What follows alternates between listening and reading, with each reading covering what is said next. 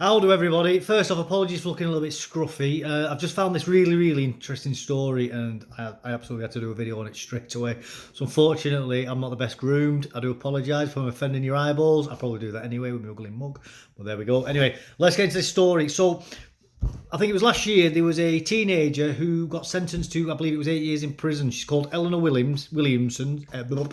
Eleanor Williams, and she is from Barrow-in-Furness, which is in the northwest of England, and she was alleged to have lied about being the victim of a grooming gang. And it ended up with being a national scandal, and she went. And at the time, I even spoke about it, saying, yes, she rightly went to prison for that. She lied about it. It may turn out that, according to this article here, that the men that she alleged were grooming her and possibly doing other things to her have actually themselves been sentenced for being involved in a gang like that, and have committed some very serious crimes, if memory serves me correctly, going as young as to children as young as 7, I believe, inside the mosque that they attend as well. So I think serious questions need to be asked on. Firstly, has that girl actually lied? Was she telling the truth, or was she lying because she knew these men were criminals and she was trying to get them sentenced as a form of justice? I'm not saying that's right, by the way, to fabricate evidence, because that can create more problems. It could have led to these men never being caught. Or was she a victim, genuinely a victim of these men herself, but she didn't have the adequate evidence, so she fabricated evidence to try and get them caught? Because that was the only way she could maybe see herself getting help. I think these are quite serious questions that do need to be asked. Anyway, let's get into this story. It's from Sky News. I'll put the link below. Please do read it yourself, make your own mind up. Don't just go off what I say, but this is, I think this is crazy, absolutely crazy story. Well, firstly as well, because we've every time the BBC get the opportunity, they will use this woman or this girl and her story as evidence of like Islamophobia in the UK.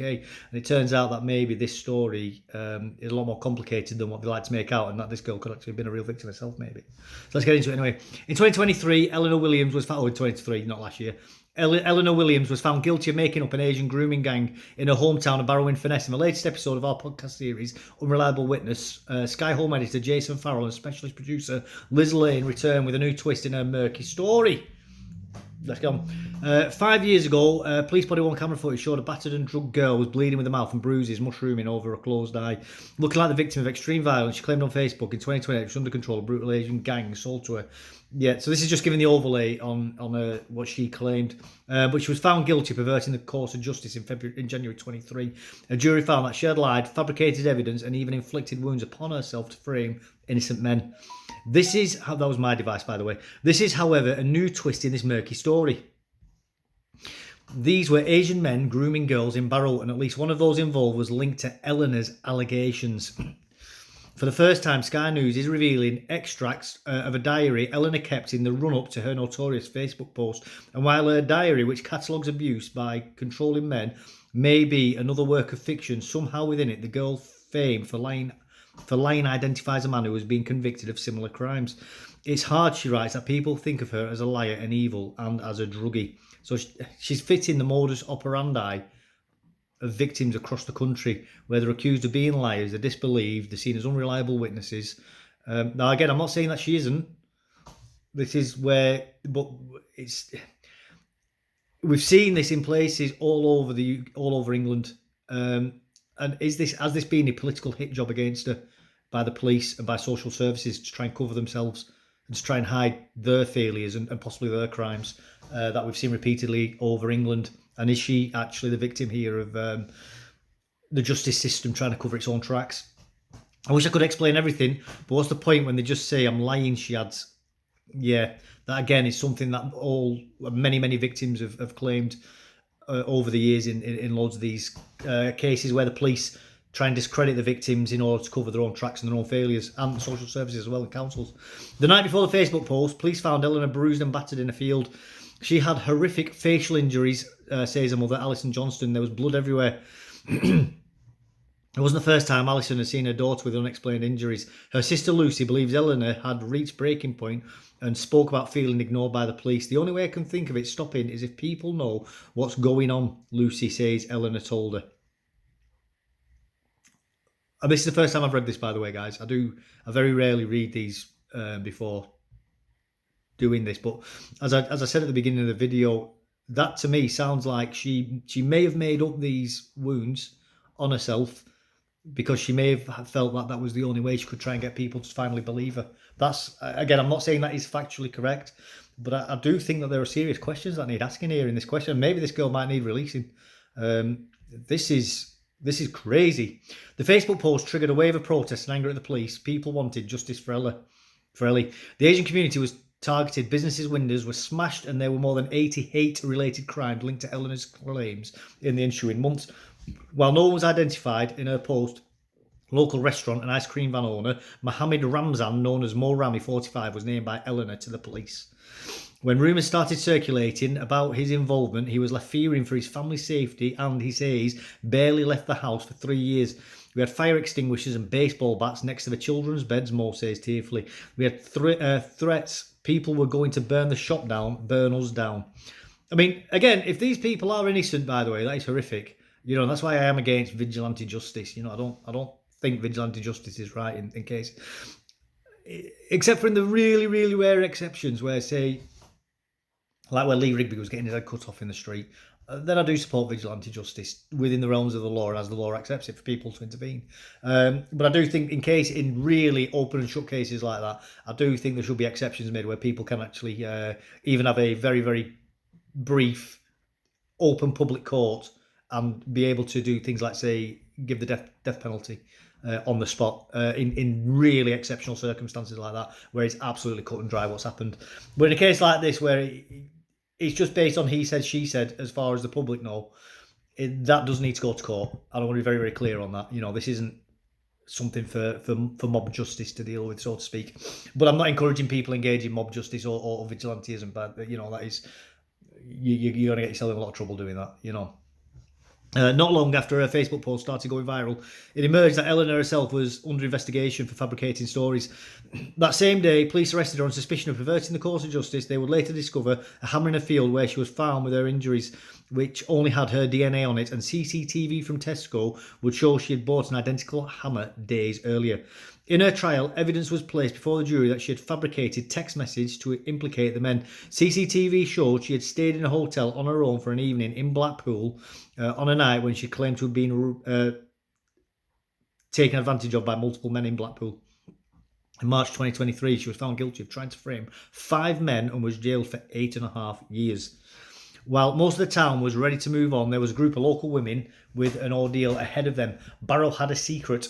Another much-delayed trial involving 3 Asian brothers accused of grooming and essaying underage girls, some as young as 7 in Barrow and Leeds, were about to get underway. Barrow got branded a lying town, says Elizabeth, a key witness. It's not. Grooming was happening here and still probably is. The 3 men faced 62 offences between them, which were alleged to have occurred in Leeds and Barrow between 1996 and 2010. Shahar Amran Mia, very strong Anglo-Saxon name, 49, Jaya, was jailed on 16 sexual offences against 3 girls, as well as 2 charges, intimidation and 1 of kidnap. Shahar Alman Mia, 47, another strong Anglo-Saxon name there, faced 3 sexual offences against 1 girl. Shah Joman Mia, that sounds very Celtic indeed. You know, these guys are just as English and Scottish as the rest of us. You know, I mean, as British as fish and chips and ties and wife fronts, according to Fraser Nelson. Was accused of 40 sexual offences against 3 children. 9 of these were rape of a child. Just monsters, really, aren't they? In my opinion, they need putting down for what they've done. Elizabeth's then boyfriend worked at a takeaway called Alicia's, owned by the Mia family. It was there, she says, that girls as young as 13 or 14 were taken to so-called sex parties. Men came down from Leeds. I know they'd come down for one thing, sex with girls, she says. It was Sharj and the eldest brother, Jaya, she says, who are regularly resorted to blackmail, manipulation and threats. Again, this is all just modus operandi, guys. This is what we keep hearing time and time again. You know, this is the exact same story over and over again. All you're doing is you're just changing names and changing location. But the way they operate is pretty much identical all over. And I do think, as I said earlier, I think this girl's case really needs looking into, because maybe what she said is actually credible, and maybe she was fabricating evidence to try and bring about what was actually happening to her, to try and get an investigation into real things that were happening to her.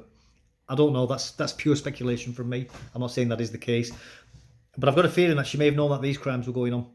and maybe this was a way for her as well to try and get these cases highlighted. I don't know, but I think this definitely needs looking into. I really do. The court heard how Sarge would take one underage girl to a hotel for sex, sneaking her in after the receptionist had left for the night. Aged in his late 20s, he began having sex with her when she was 13. A decade and a half later, the court heard she still has nightmares where she sees his face. Prosecution barrister Tim Evans, KC, said the brothers created an environment in Barrow in which each of them could abuse young girls. He described how the men used free cigarettes, food and alcohol, and even paid for hair extensions as classic grooming techniques, preying on vulnerable girls who were often neglected at home. See, once upon a time, what would have happened with things like this as well is people from the communities where these girls were from would have taken action against these. I'm not saying that's right. And the police would have backed them up on that and said, well, you've been abusing these girls. What do you expect was going to happen? But these days, unfortunately, with the way that our system is set up, we are in a position where the police will come down like a ton of bricks on people protecting the children, whilst they will allow these horrific crimes to happen against the children. Now, I'm not saying that people should take the law into their own hands, but we just live in a really crazy time where, and I've said this before, I do think that we are leaning towards genocide under the UN Convention, under the UN articles on what defines genocide, where these sorts of horrific crimes are being allowed to happen, and people, under the Geneva Convention, by the way, are allowed to take action against war crimes and crimes against humanity. But the British state seems hell-bent on preventing people from protecting themselves. And at what point do people... At what point is it where people say the state has failed us and now we have to protect ourselves because the state is actively hostile towards us and our interests and our safety? I don't know where that line is, but at some point everybody will agree, like, I don't know, say Sierra Leone, where massacres were happening, or the Rwandan genocide where millions of people got murdered. At some point between where we are and where those people were, at some point in that framework, there is a line where people can say the state's failing us, our children are being raped and murdered and trafficked and pimped and drugged, the police are actively covering up these crimes, politicians are actively conspiring against our interests for these minority groups. We need to take the action into our own hands. I am not suggesting people do that. I'm being very clear on that, and I'm purely asking that question out of interest and curiosity. I do not want to encourage people to engage in that kind of behaviour. I want to be very clear on that. But at some point, where is that line? I don't know where it is, but I'm very concerned that we are very close to people doing that. And I've said this before, I do think we are sort of staring civil war in the face at the moment, and there's a lot of people saying it now. And the more these sorts of cases start coming out, the closer we get to that breaking point. And unfortunately, once you go down that route, there's no coming back. I am so concerned that we are heading towards a situation like happened in the Balkans in the 90s. I genuinely believe we're staring that in the face right now. I think we are within kissing distance of it. Earlier this month, all three men were found guilty on all counts against two. Two of the brothers, Sarge and Gia, were sentenced to life in prison. That's not actually, they don't get life in prison. They get about 10 to 15 years. Ali was given 14 years, 4 of those on licence. Yeah, will he be out after 7? Key character in Eleanor's diary is the man now convicted of 40 counts of child abuse, Joanne Mia Sarge. The diary is dated in late 2019 to early 2020. In it, Sarge is frequently named as part of the controlling network of men. In the extracts below, we've replaced the names of the other men with Z. Monday, 21st of October 2019. Had Snapchat from Z saying Sarge needs me in Blackburn tomorrow. Said I had to get the train to Preston because they didn't know for definite where Sarge wanted me. She also worries about Sarge being peed off with her and references him being at the so-called parties where men take money after she goes with certain people. Feeling the intimidation also featured Tuesday, 29th of October 2019, was watching out my bedroom window and the car must have circled about 3 times. I got into bed and laid in the dark in silence, had Zed telling me not to pee Sarge off. Zed saying I'm not to lose money. Sky News had digital evidence that the diary was written around the time it was dated. It wasn't public knowledge at that time that police were investigating the Mia brothers for historical crimes. Eleanor was convicted of lying about 5 men. Mo Rami, and 4 white men. But we can reveal that both Sergeant Jaya's names were brought up in a trial, as among those she alleged to have abused her, and what's more, she was never charged with lying about them. It was suggested during her trial that diaries were all part of her fabrication, along with fake messages and self-inflicted injuries. But it is a strange coincidence that a now convicted ex-offender is in there, and he is not the only one. So it seems to be that Sky News here, or whoever the author of this is possibly having the same sort of thoughts that I'm having in regards to this. That maybe she's telling the truth. That maybe she's the actual victim and she's been wrongly convicted. Very, very troubling if true. Eleanor's mother, Alison, emailed police in October 2019, warning that Sergeant had brought a dangerous man to Barrow who was seen manhandling her daughter in a club and later pulling out a knife. We can't name this man for legal reasons, but 2 years after the email was sent, he broke into a woman's house in another town and essayed her. He was later jailed. You can't make this crap up, can you? This is actual gaslighting of victims. You've got a man here who's clearly engaged in violent attacks against women and has been accused of engaging in other violent attacks in a club against this girl. And they're saying, well, we don't know if it's him or not really, do we? You know, I mean, maybe she's lying about it. Crazy, isn't it? This is the problem with these cases. Because these are working class girls. Well, not even working class. Some of them are underprivileged girls below working class. You know, they're just thrown away like the rubbish. You know, they're just discarded on the funeral pyre for the sake of diversity. You know, it's absolutely disgusting the way that these children are being treated, and frankly, it's criminal.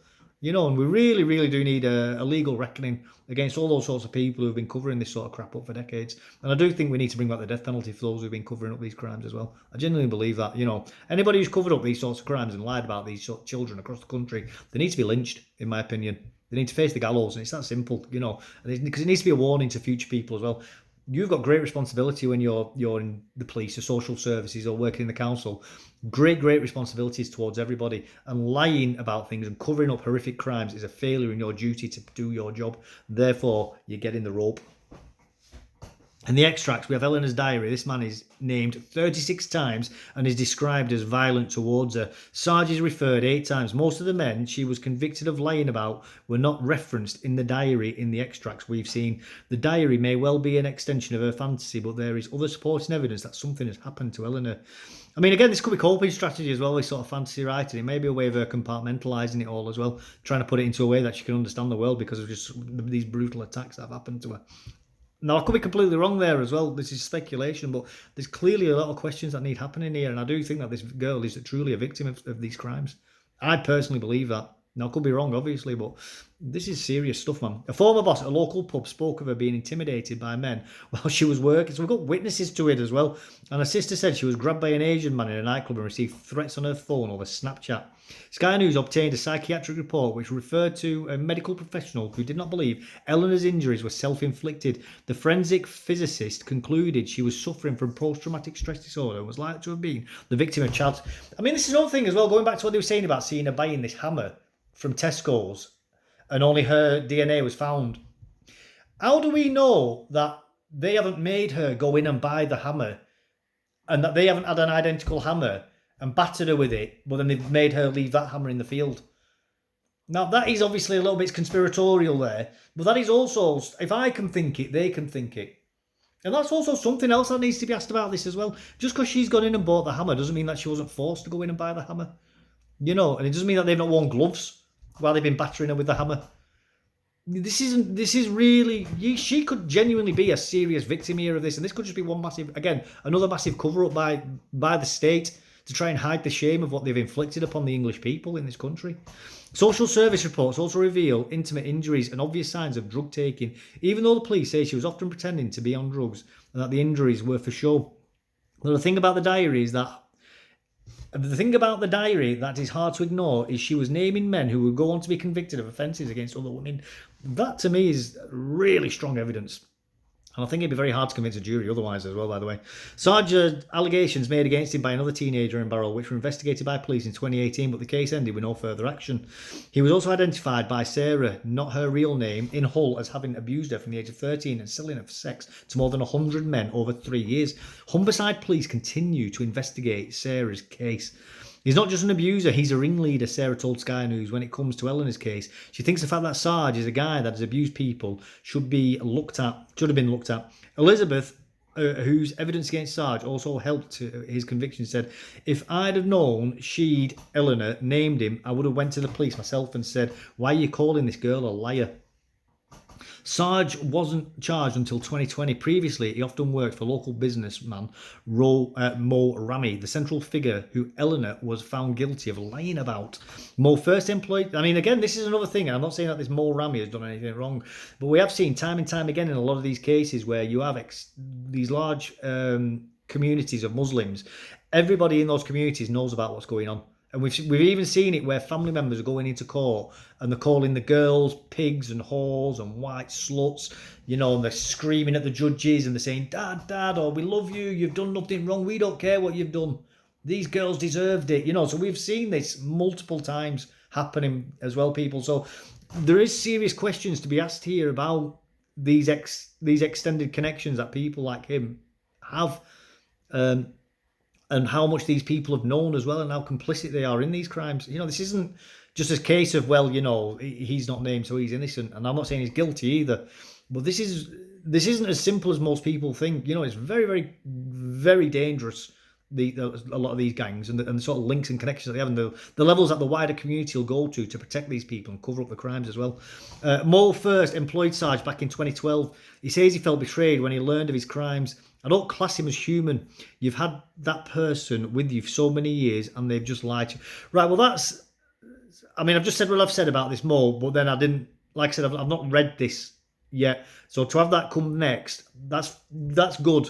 That is actually a good thing that he said that about this guy, because you don't normally get that either. Usually they're like, oh well, whatever. So the fact that he's actually saying that about him is a good thing. So I think that does go in this Mo Rami's favour. I've got to, that is a very fair thing to say, and he may very well be innocent. I've no reason to with it. I don't know enough about the case to know either way. I don't think he's guilty, but again, I don't know if he's innocent either. That's for. But I do believe it needs to be looked into. I really do.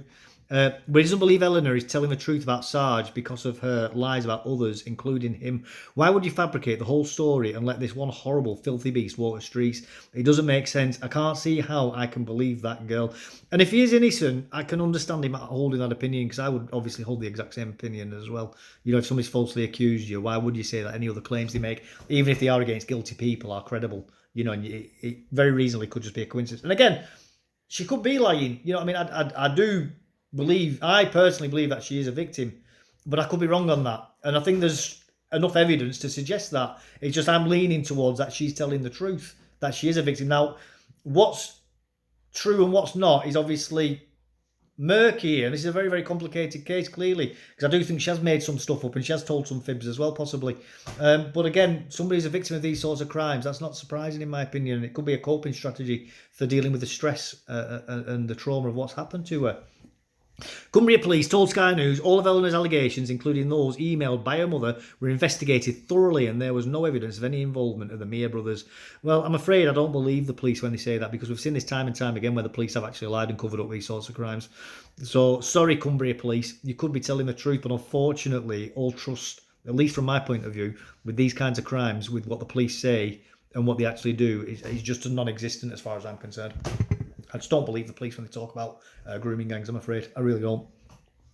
There is not a case where there was not enough evidence to pursue what she was reporting, but a case where allegations were proved to be lies, with evidence fabricated in an attempt to support those lies, resulting in convictions for multiple offences averting the course of justice. The force says the successful conviction of the Mia brothers shows how seriously they take offences of this nature in Cumbria, and they encourage victims to come forward. We've put our allegations to solicitors representing the Mia brothers, but we've currently had no reply. What's going on through Eleanor's mind when she posted those allegations on Facebook is still unclear, but at least we know what she wrote in her diary in the months before. On 17th of October 2019, she wrote, "Starting to think there's legit no point in defending myself or explaining. I'll let whoever think whatever and need to be okay with my situation." Again, that's a very, very strong thing for somebody to write. That is a really, really strong thing to write. Where she's using the strength of her convictions to carry her through. And basically, and if she is telling the truth, even though she's in prison, she'll be like, well, you know what, I didn't sell out, and I didn't back down, and I told the truth. And I hope, if she is innocent, I do hope that the truth comes out for her. I really do. Eleanor has now been released from prison but has not returned to Barrow. She did lie about events and the jury found she fabricated evidence, but we now know that there were other liars in this town with other secrets. There's a phone number at the end of that for Samaritans and that sort of stuff as well. Like it says, is there anybody feeling distressed or wanting to end themselves, they can call. I would obviously, if you have been really deeply affected by that sort of story, please, speak to people. It's obviously terrible and horrible. And it can set off a lot of emotions in people who are maybe got rather sensitive to these sorts of things or have had bad experiences themselves. But again, although I say I do believe her, I'm not 100% convinced, just to put those cards on the table as well. But I do think I'm strongly leaning towards that she has actually been telling the truth. I do strongly believe that she's a victim, and I definitely think her case needs reviewing again. And I think that's absolutely shocking as well, what's come out there. I really do think that's absolutely shocking. And serious questions need asking. Anyway, I'm going to leave it at that. Thanks for your time. If you found that interesting, insightful, even if you've not, please, but you've at least given your pause for thought, please do like, subscribe. Any comments at all, please put them down below. I love reading people's comments. I love replying to them as well, whether you agree with me or not. But like I said, do check the link out yourself, read through it yourself, make your own mind up. Absolutely, for certain, don't just go for what I say. Thank you for your time. Take care and goodbye.